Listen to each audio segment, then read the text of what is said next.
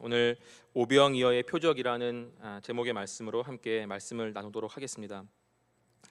사람마다 사물을 보는 관점은 다 다릅니다. 사물, 사건, 어떤 일의 현상을 바라보는 사람의 관점은 다 다르게 되어 있습니다. 왜냐하면 그것을 바라보는 사람의 위치가 다르기 때문에 그렇습니다. 오늘 우리가 함께 잘 아는 이 오병이어의 이 기적, 이 오병이어의 표적은 사복음서에 모두 다 나오는 내용입니다. 마태복음 14장, 마가복음 6장, 그리고 누가복음 9장에 그리고 요한복음 6장 사복음서에 다 기록되어 있는 말씀이 오늘 오병이어의 사건, 오병이어의 기적입니다. 같은 사건이지만 마태, 마가, 또 누가, 요한이 이 사건을 바라보는 관점이 다를 것이고, 그렇기 때문에 이 사건에서 말하려는 강조점이 아마 각각의 어떤 부분으로 남아 있을 것입니다. 오늘 요한이 기록한 이 오병이어의 사건도 마태, 마가, 누가와는 조금 다른 차별성 있는 메시지가 있습니다. 먼저 우리 함께 5절 말씀을 먼저 함께 읽겠습니다. 5절입니다. 예수께서 눈을 들어 큰 무리가 자기에게로 오는 것을 보시고 빌립에게 이르시되 우리가 어디서 떡을 사서 이 사람들을 먹이겠느냐 하시니. 아멘. 마태와 마가 또 누가의 오병이어의 기록을 보면은 이 큰 무리가 먹는 그 먹을 것에 대한 요청을 제자들이 주님께 하고 있습니다. 단 한 번도 주님이 먼저, 마태와 마가, 누가는 주님이 먼저 먹을 것에 대한 관심을 보이지 않습니다. 그저 큰 무리를 불쌍히 여기셔서 그들의 병든 몸을 고치시고 또한 그들을 가르치셨다라는 말씀은 있지만, 마태, 마가, 누가는 먼저 예수님께서 그들의 먹을 것에 대한 관심을 두지 않았습니다.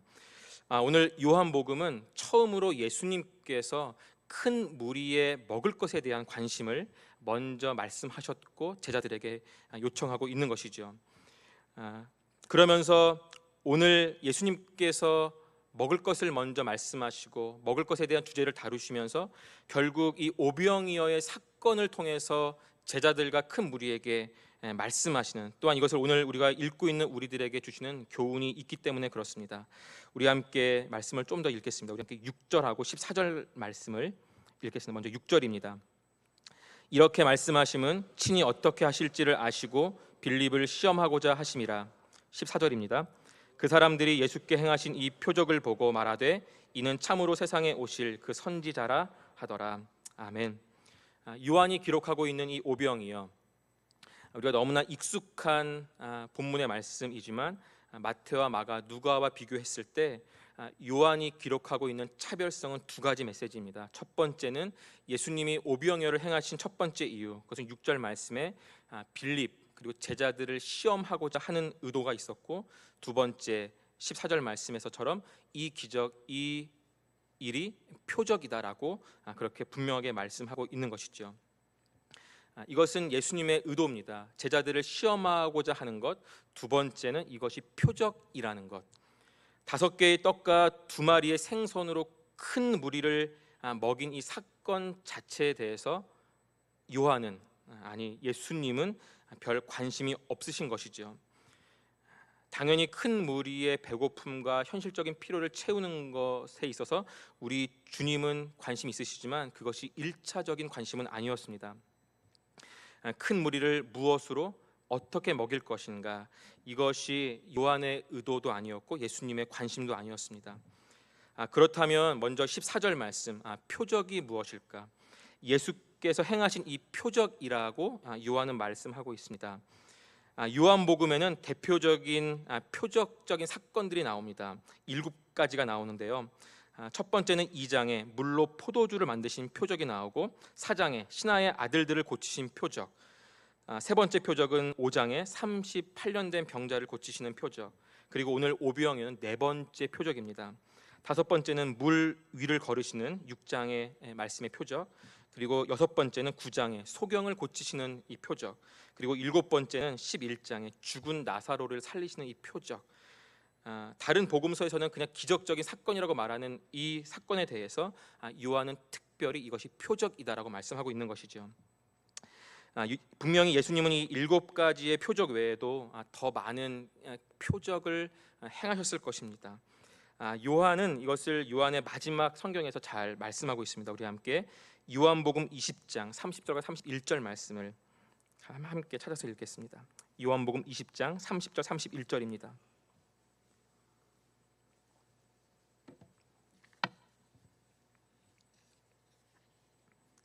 함께 읽겠습니다. 예수께서 제자들 앞에서 이 책에 기록되지 아니한 다른 표적도 많이 행하셨으나 오직 이것을 기록함은 너희로 예수께서 하나님의 아들 그리스도이심을 믿게 하려 함이요 또 너희로 믿고 그 이름을 힘입어 생명을 얻게 하려 함이니라. 아멘. 이 표적 외에 7가지 표적 외에도 더 많은 표적을 행하셨으나 요한은 특별히 이 7가지의 표적을 추려서 기록했다라고 말하고 있습니다. 그리고 그 이유를 31절에서 예수님이 하나님의 아들이신 그리스도이심을 믿게 하려 함이고 그리고 그 예수님의 그 이름을 힘입어서 영원한 생명을 주기 위함이다라는 것이 이 7가지의 사건을 표적으로 기록한 요한의 의도임을 오늘 성경은 우리에게 말씀하고 있는 것이죠. 표적의 의도, 단순히 이 사건이 어떤 사건이고 얼마나 많은 사람들이 얼마나 많은 피로를 체험받았는가를 말씀하는 것이 아니라 결국 이 표적, 이 사건이 우리에게 주는 교훈은 예수가 누구인가, 예수님이 어떤 분인가, 바로 그리스도이신 하나님의 아들이시고 그 이름을 믿고 힘입는 사람만이 영원한 생명을 얻을 것이다라는 메시지를 주기 위한 것이 바로 이 오병이어 이 사건에 담겨 있는 진짜 의도다라는 것을 말씀하고 있는 것이죠. 예수님이 누구인가를 말씀하는 것, 예수님이 무엇을 했는가가 아니라 예수님이 누구인가를 우리에게 말씀하는 것이 이 요한복음 6장의 메시지입니다. 거의 대부분의 사람들은 과거에도 또 현재 오늘날에도 예수님이 과연 무슨 일을 하셨을까에 관심이 있지만 예수님이 누구인가에 대한 관심은 참 적은 것들을 보게 됩니다. 오늘 우리의 삶이 구원받았지만 구원에 관련해서 이기적인 이 구원의 수혜자로 살 수 있음을 우리는 기억해야 합니다. 예수님이 무슨 일을 하셨는가? 예수 그리스도는 십자가에서 죽으셨습니다. 그리고 부활하셨습니다. 우리의 죄의 문제를 다루시고 우리를 영원한 생명을 주시기 위해서 예수님이 하신 일, 예수님이 무엇을 하셨는가? 가장 큰 일은 십자가의 죽음과 부활이죠. 이것을 나만의 구원, 나만의 죄의 용서로 받아들이는 그 순간 우리 모두는 구원에 있어서 이기적인 그 구원에 관한 수혜자로 살 수 있는 것이죠. 바로 이것이 유대인들과 별반 다름없는 모습입니다. 우리는 예수님이 행하신 십자가의 죽음과 부활도 너무나 위대한 일이지만 그 이전에 예수님이 누구인가를 우리는 더 본질적으로 알아야 되는 것이죠. 빌립보서 2장 6절 말씀에 이렇게 말합니다. 그는 근본 하나님의 본체이시나 하나님과 동등됨을 취할 것으로 여기지 않았다. 다시 말해서 예수님은 하나님이심을 말씀하고 있는 것이죠. 이것이 성경이 우리에게 말씀하는 메시지입니다. 우리 함께 요한복음 1장 1절 말씀을 함께 찾아서 읽겠습니다. 요한복음 1장 1절입니다. 우리 함께 읽겠습니다. 태초에 말씀이 계시니라. 이 말씀이 하나님과 함께 계셨으니 이 말씀은 곧 하나님이시니라. 아멘. 예수님이 누구인가? 예수님이 우리의 죄를 위해서 십자가에 죽으셨고 부활하셨고 또 우리들의 현실적인 필요와 문제를 해결하기 위해서 참 많은 일들을 행하시지만 우리가 먼저 주목해야 할 것은 우리를 위해서 십자가에 죽으신 그분이 하나님이시다라는 것. 우리의 현실적인 필요를 늘 채워주시고 우리의 문제를 위해서 우리의 삶을 위해서 늘 공급하시는 그 하나님이 그 주님이 하나님이시라는 것. 우리가 이것을 먼저 기억하는 것. 이것이 진짜 우리에게 필요한 참된 믿음이 아닌가 생각하게 됩니다. 오늘 함께 말씀을 나누는 우리 모두의 그 심령에 예수님이 행하신 일에 대한 관심이 아니라 예수님이 참 하나님이시다라는 그런 굳건한 믿음의 반석 위에 서는 우리 모두가 되기를 주님의 이름으로 바라며 부탁드리겠습니다. 오늘 이 오병이어의 표적 이 사건 안에는 바로 예수님이 누구인가에 대한 관심보다는 예수님이 무슨 일을 하셨는가에 대한 더 많은 관심을 가진 사람들, 바로 큰 무리가 나오고 있습니다. 6장에서 결국 예수님의 이 오병이어 기적을 통해서 떡과 물고기를 먹게 되는 그 사람들, 큰 무리들은 결국 1절에서 2절 예수님의 병 고치시는 그 표적을 보고 예수님을 따르고 쫓고 예수님과 함께하는 사람들이라고 말씀하고 있는 것이지요. 그들이 왜 예수님을 따를까? 그들이 왜 예수님과 함께, 왜 예수님 곁에 머물러 있을까? 우리는 1절, 2절 말씀을 통해서 보게 됩니다.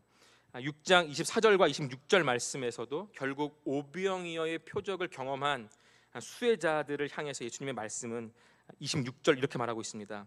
예수께서 대답하여 이르시되 내가 진실로 진실로 너희에게 이르노니 너희가 나를 찾는 것은 표적을 본 까닭이 아니요 떡을 먹고 배부른 까닭이로다.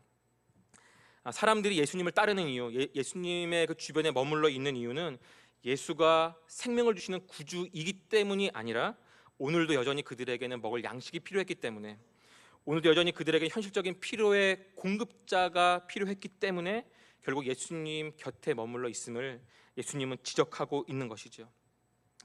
또한 오늘 1절에서 15절까지 말씀을 보면 세 번째, 결국 자기들의 필요에 그 굶주려 있는 이 군중들의 절정이 나옵니다. 우리 함께 14절과 15절 말씀을 함께 읽겠습니다. 그 사람들이 예수께 행하신 이 표적을 보고 말하되 이는 참으로 세상에 오실 그 선지자라 하더라. 그러므로 예수께서 그들이 와서 자기를 억지로 붙들어 임금으로 삼으려는 줄 아시고 다시 혼자 산으로 떠나가시니라. 아멘.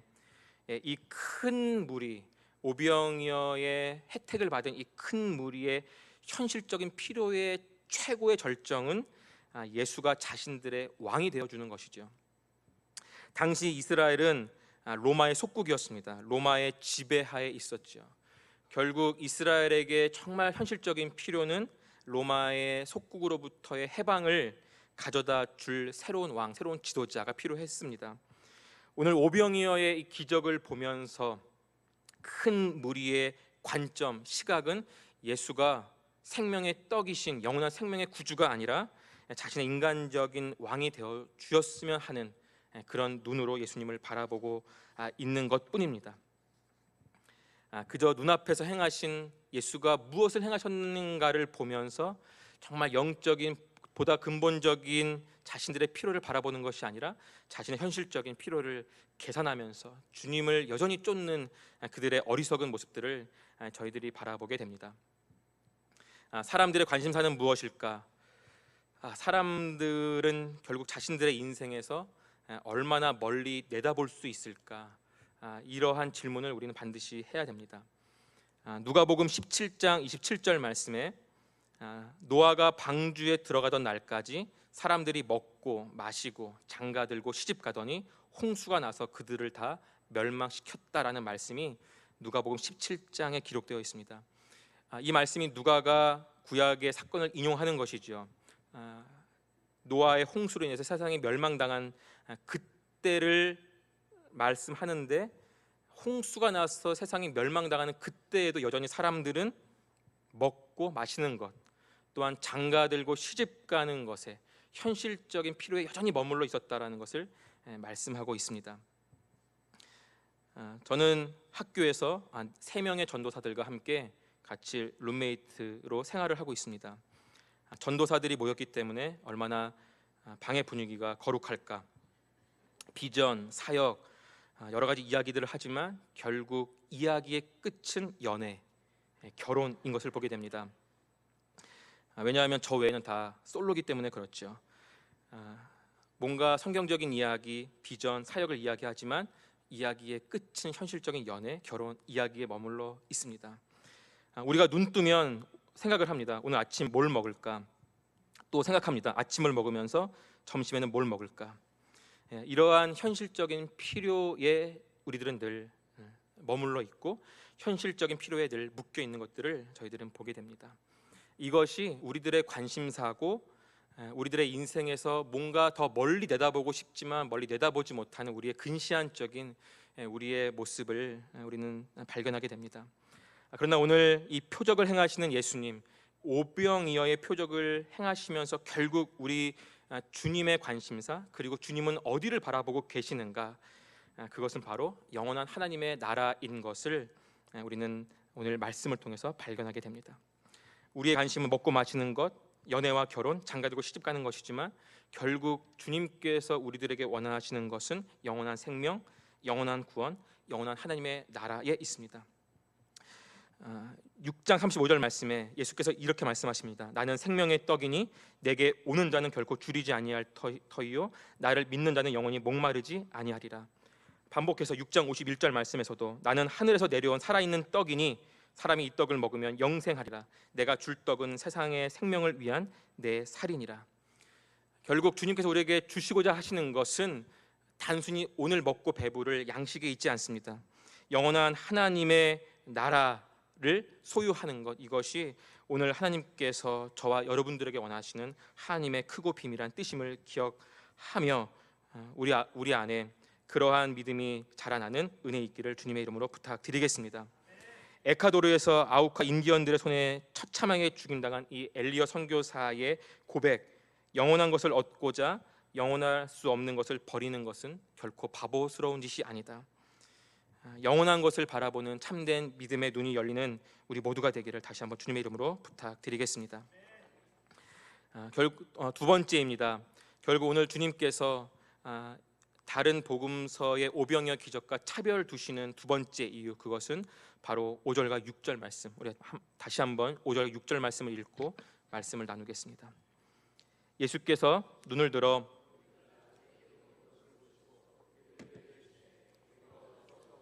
이 사람들을 먹이겠느냐 하시니 이렇게 말씀하심은 친히 어떻게 하실지를 아시고 빌립을 시험하고자 하심이라. 아멘. 결국 먹는 문제가 아니라 빌립과 그의 제자들을 시험하시려는 것, 이것이 주님의 의도지요. 우리도 다이어트를 하기 위해서 몇 날 며칠을 굶는 경험들은 다 있습니다.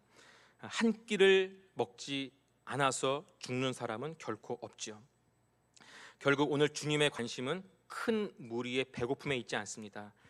큰 무리의 배고픔에 대해서 반응하는 제자들의 그 마음의 중심, 그 믿음이 주님의 관심이다라고 말씀하고 있는 것이죠. 오늘 주님은 빌립을 또 그 주변에 있는 제자들을 시험하십니다. 여기서 말하는 시험은 누군가를 유혹하거나 또 교활하게 누군가를 넘어뜨리기 위한 그런 유혹이 아니라 좋은 의미에서 하나님께서 사람을 단련시키기 위한 테스트의 개념의 시험임을 우리는 알아야 합니다. 누군가를 테스트하기 위한, 연단하기 위한, 누군가를 더 성장시키고 성숙시키려는 주님의 의도라는 것을 보여주고 있는 것이죠. 이러한 테스트, 이러한 시험, 구약에서 광야에서 40년 동안 방황하고 방랑했던 이스라엘 백성이 이 테스트의 대표적인 대상들이었습니다. 하나님은 광야에서 40년 동안 이스라엘 백성들을 테스트하십니다. 신명기 8장 2절 말씀입니다.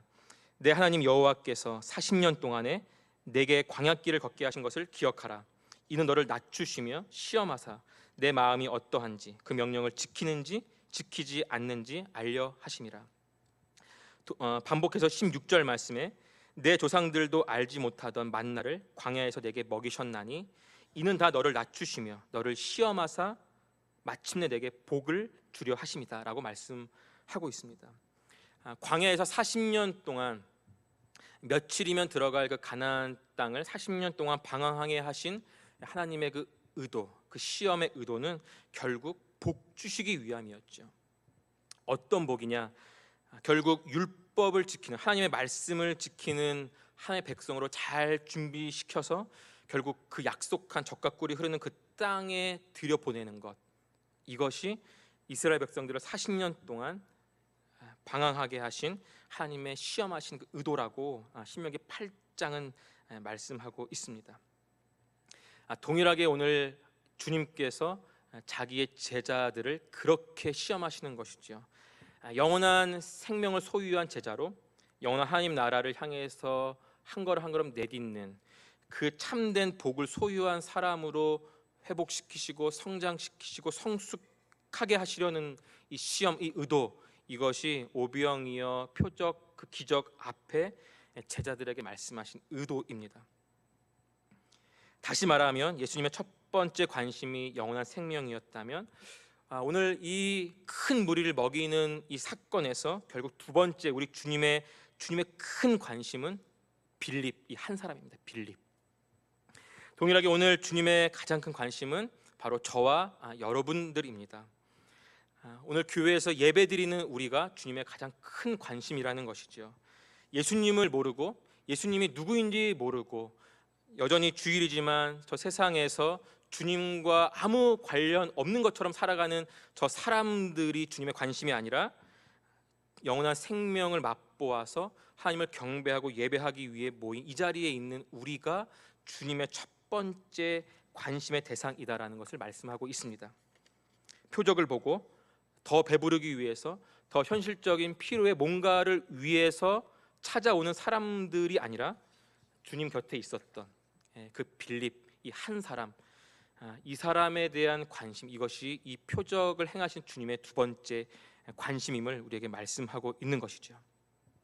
결국 이 빌립 또 안드레 제자들의 믿음의 성장, 영혼의 구원, 이것이 정말 주님의 가장 큰 관심이었다는 것을 우리에게 말씀하고 있습니다. 디모데전서 2장 4절 말씀에 하나님은 모든 사람이 구원을 받고 진리를 아는 데까지 이르는 것을 원하시는 것이죠. 모든 사람이 진리를 아는 것, 구원받는 것, 이것이 디모데전서 2장에서 말씀하는 주님의 말씀입니다. 주님은 모든 사람, 모든 열방에 아직도 주님을 모르는 사람이 관심이시죠. 그 한 영혼이 주께로 돌아오는 것, 하나님 나라의 백성이 되는 것에 관심이 있습니다. 그래서 하나님이 주님을 우리에게 보내주셨고, 주님은 그 큰 무리의 배고픔을 위해서, 큰 무리의 영혼의 구원을 위해서 결국 12명의 제자를 선택하셨습니다. 모든 사람을 위해서 12명을 선택하신 것이죠. 주님은 모든 인류와 모든 열방의 구원을 위해서 주님 한 분을 이 땅에 보내셨습니다. 바로 이것이 하나님의 관심이고 주님의 관심입니다. 모든 사람에 대한 관심이 나에 대한 관심으로 나타나는 것, 바로 그것이 주님의 사랑이고 섭리고 은혜임을 우리는 기억해야 합니다. 요한복음 17장은 우리가 너무나 잘 아는 주님의 대제사장적 기도임을 우리는 잘 알고 있습니다. 요한복음 17장, 주님이 제자들을 위해서 또한 세상을 위해서 아주 아름답고 멋진 기도를 드리시죠.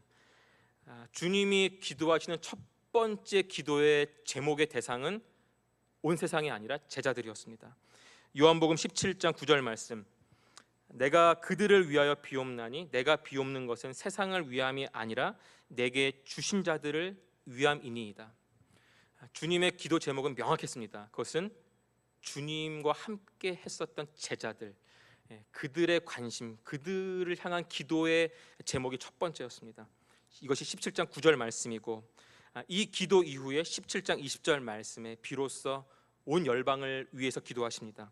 17장 20절 말씀, 내가 비옵는 것은 이 사람들만 위함이 아니요 또 그들의 말로 말미암아 나를 믿게 될 사람들도 위함이니라고 말씀하고 있습니다. 17장 9절, 주님의 그 아름다운 대제사장 기도의 첫 번째는 제자들을 위한 기도, 두 번째 20절 말씀은 제자들을 통해서, 제자들의 증인된 삶을 통해서 주께로 돌아올 그 모든 사람들에 대한 기도를 주님은 하시고 있는 것이죠. 주님은 결국 모든 열방, 모든 사람에 다 관심이 있습니다. 그렇기 때문에 제자들에게, 빌립에게 관심이 있는 것이죠. 오늘 주님의 관심은 여전히 이 자리에 없는 사람들, 여전히 주님과 아무런 관련이 없는 것처럼 살아가는 교회 밖의 사람들의 관심이 있습니다. 그들의 영혼의 구원에 관심이 있죠. 그들의 영혼의 구원 때문에 오늘 이 자리에 있는 우리의 믿음의 성장에 우리 주님은 가장 진지한 관심을 보이고 있는 것, 오늘 우리는 이 진리를, 이 말씀을 오병이어 기적 속에서 깨달아야 될 줄 압니다. 그러한 깨달음의 은혜가 우리 모두에게 있기를 주님의 이름으로 부탁드리겠습니다. 주님은 빌립에게 그리고 제자들에게 늘 진지한 관심이 있었다라는 것, 주님처럼 우리도 정말 나 자신과 우리의 가족과 우리 교회의 지체들에게 늘 진지한 관심이 있어야 될 줄 압니다. 서로 돌아보는 사랑, 그것이 진짜 관심이지요. 2017년 중고등부 사역을 시작하면서 선생님들과 이러한 것들을 나누었습니다. 우리 학생들을 좀 더 객관적으로 바라보자. 주관적인 시각이 아니라 좀 더 객관적인 눈으로 우리의 맡겨진 학생들을 바라보자. 워낙 어릴 때부터 알았던 우리 학생들이고 자녀들이고, 그리고 어릴 때부터 지금까지 자라온 과정을 다 알고 있는 그런 관계이기 때문에 우리 선생님들의 입에 늘 우리 아이들에 대한 평가는 착하다, 성품이 좋다, 잘한다. 착하고 무언가를 잘하는 재능이 있는 것, 그것은 분명한 사실입니다. 그러나 그 학생이, 그 지체가 구원받았는가, 예수님을 인격적으로 만났는가, 그리고 지금 주님과 어떤 관계인가의 문제는 착한 성품 그리고 무언가를 잘하는 재능과는 아무런 관련이 없는 것이죠. 그래서 선생님들과 함께 우리가 아이들을 좀 더 객관적으로 바라보고 정말 그 학생들의 영혼의 구원에 진지하게 접근하자. 이것이 1월달 중고등부 선생님들과 함께 나누었던 내용입니다. 그리고 지금까지도 그러한 자세와 태도로 선생님들은 사역하고 아이들을 대하고 있습니다. 우리가 바로 이러한 영혼의 관심에 진지한 태도를 갖는 것, 이것이 주님이 빌립에게 가졌던 관점이었고 시각이었습니다. 사랑이 무엇일까? 사랑은 로맨스가 아니고 사랑은 설레임도 아닙니다. 사랑에는 반드시 종된 수고가 있어야 되는 것이죠. 우리 함께 히브리서 3장 12절과 13절 말씀을 함께 찾아서 함께 읽겠습니다. 히브리서 3장 12절과 13절 말씀을 함께 찾아보겠습니다.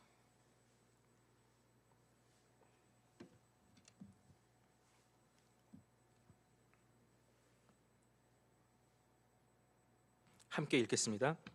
형제들아, 너희는 삼가 혹 너희 중에 누가 믿지 아니하는 악한 마음을 품고 살아계신 하나님에게서 떨어질까 조심할 것이요, 오직 오늘이라 일컫는 동안에 매일 피차 권면하여 너희 중에 누구든지 죄의 유혹으로 완고하게 되지 않도록 하라. 이것이 사랑입니다. 사랑은 로맨스도 아니고 어떤 설레이는 감정이 아니죠. 우리가 오늘 서로에게 보여야 할 사랑의 모습은 영혼의 진지한 관심을 갖는 것입니다.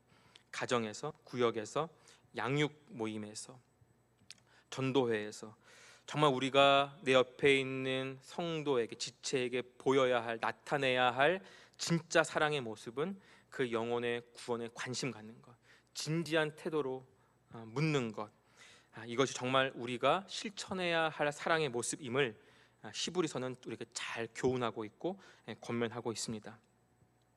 이러한 사랑을 실천하는, 사랑을 실천하기에 앞서서 정말 영혼의 구원과 우리의 믿음의 성장, 모든 사람, 모든 열방을 책임져야 할 우리 교회, 내 지체, 내 가족의 영혼의 구원과 믿음의 성장에 정말 진지한 관심의 그러한 마음의 소원함들이 다시 한번 샘솟는 우리 모두가 되기를 주님의 이름으로 부탁드리겠습니다.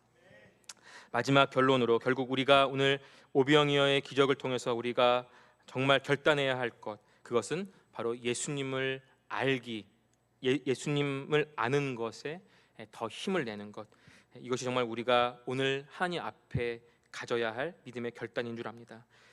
영원한 생명이 무엇인가, 영생이 무엇인가, 생명의 떡으로 이 땅에 오신 예수님이 우리에게 영원한 생명을 주시겠다고 하셨는데 그 영원한 생명이 무엇인가? 요한복음 17장 3절 말씀에 이렇게 말합니다. 영생은 곧 유일하신 참 하나님과 그가 보내신 자 예수 그리스도를 아는 것이니이다. 아멘. 영생은 영원한 생명, 무한대의 시간을 살아가는 것이 아니라 하나님과 그 예수 그리스도를 아는 것이죠. 고통스럽게 상처를 가지고 미워하면서 무한대를 사는 것도 영생입니다. 영생은 무한대를 사는 것이 아니라 바로 유일하신 참 하나님, 그리고 그가 보내신 예수 그리스도를 아는 것, 이것이 영원한 생명임을 우리에게 말씀하고 있습니다. 그렇기 때문에 오늘 우리들의 삶에서 우리는 충분히 마땅히 영원한 생명을 누리면서 또 그것을 실천하면서 살아가야 될 줄 압니다. 그러한 삶의 누림이, 그러한 삶의 결단이 오늘 말씀을 함께 나누며 듣는 우리 모두에게 있기를 주님의 이름으로 마지막으로 바라며 부탁드리겠습니다. 기도하겠습니다.